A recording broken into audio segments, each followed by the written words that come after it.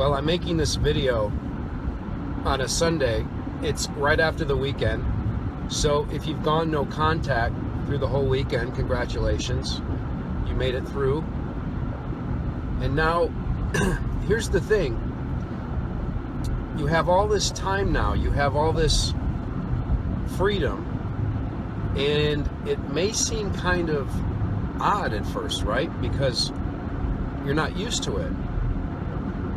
And there's something that I went through, and maybe you're going through this as well, but there's something where my emotions, my normal way of living was so used to the drama that the narc would make, the gaslighting. It was so used to having things be at a high intensity level that when I went no contact, it was like this.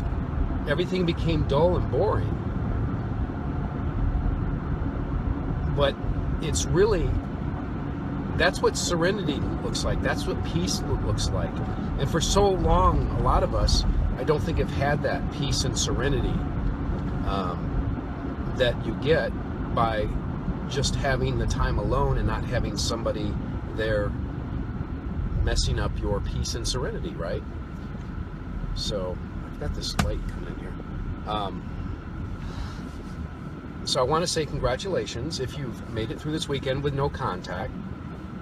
It was probably odd, or it was probably another one of those weekends where it's like maybe you're depressed, maybe you're like craving, maybe still having those cravings of talking to him or her, and you held off. That's good, because you're just going to reconnect.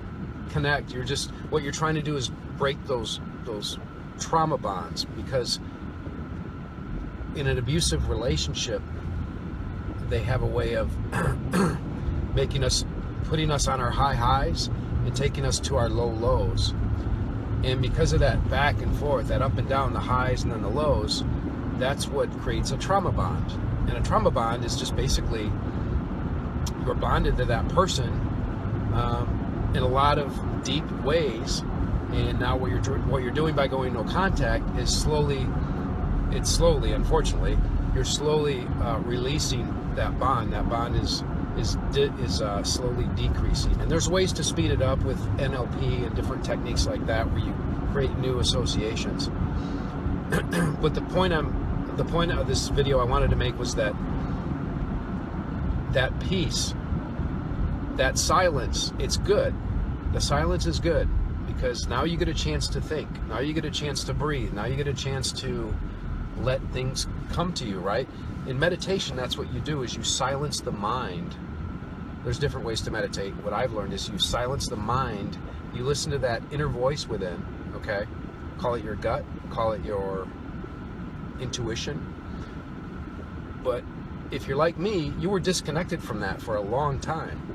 Because when you went to listen to your gut, you would share it with the narc, and the narc would disqualify it or discredit it or say, what are you doing, that's not what I said, or just whatever. So you learn to suppress that.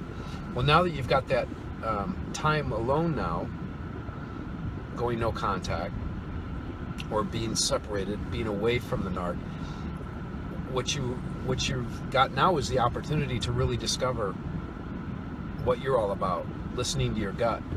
You want to almost work out, just like working out, a new workout routine, like going to the gym. Now you get to work out your intuition muscle.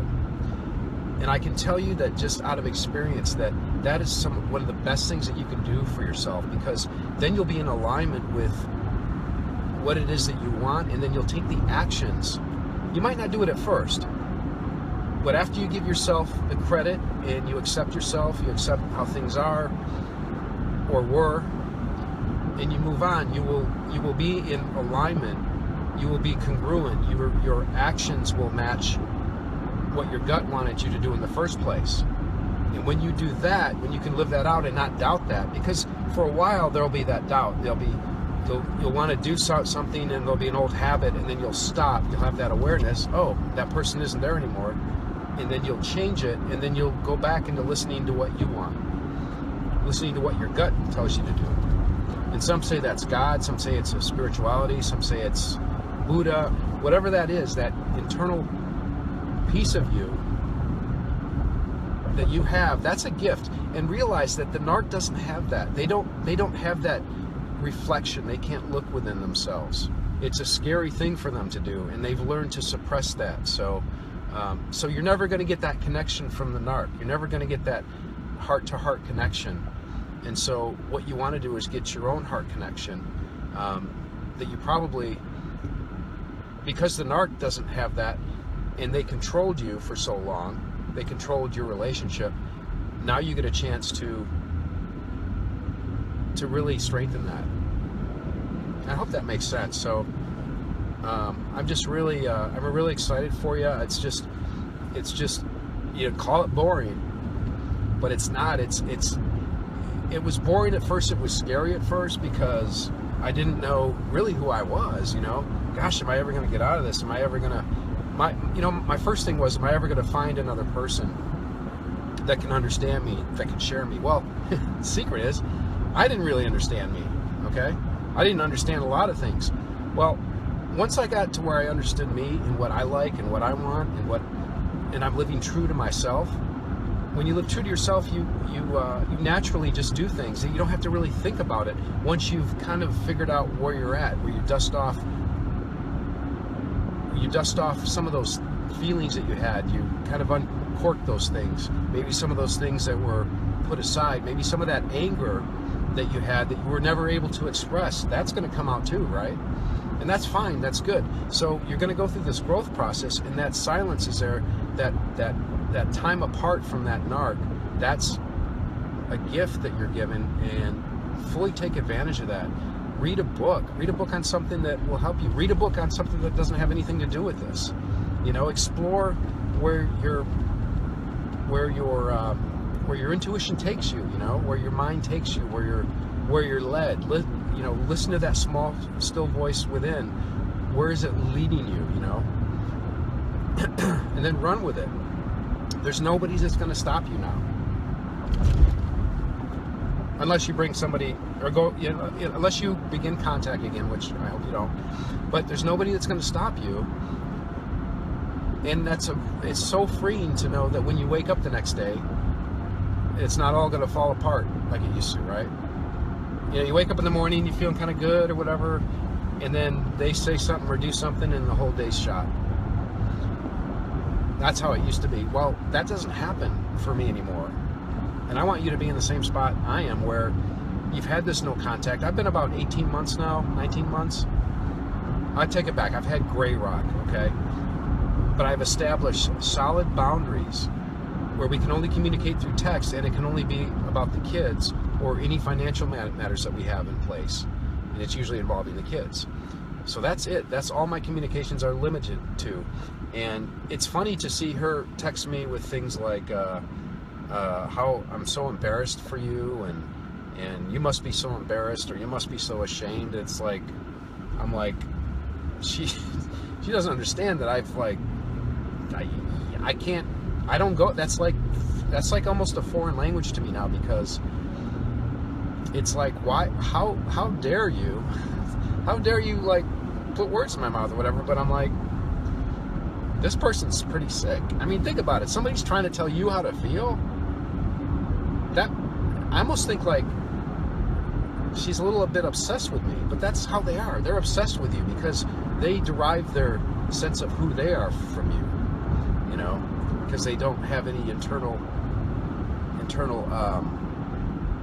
they don't have the higher level functioning emotional development that we have, so they use us to do that for us, or for them, basically. And there's all kinds of videos on that, but my main point is, enjoy your peace. It's all yours. You get to do whatever you want. Scary, right? You got all these choices. Don't fear. That fear is just look at it. It's not real. It's, oh my gosh, what's going to happen? Well, And who cares what what other people think? I mean, you get to that point where I really don't care as much what people think. I do a little bit with my kids, but it's not like it used to be. The people pleasing stuff, mostly gone. Okay, I'm not gonna lie. I mean, I still have those deals where I want people to like me, but man, it's not so self-consuming anymore. Where it was so detrimental to my health, especially when I'm trying to get validation from somebody that doesn't want to validate me, wants to control me for their own purposes, which are not in alignment with my good purposes. So, yeah, no contact is a way to go if you haven't done it yet. Enjoy it. Enjoy the no contact zone. That's what I'm going to call it, the no contact zone. It's quiet. There's not a lot of yelling. There's no miscommunication. Everything's pretty direct, and it's scary because you're almost going to want to try to find it. Okay, I'm supposed to be confused right now, and things are making sense. What's going on? You know, you're so conditioned to that, right? Well, when you go quiet like that, you'll quickly realize how great it is and that it is real. Oh my God, this is like the first real thing. Everything's making sense. And then just enjoy it.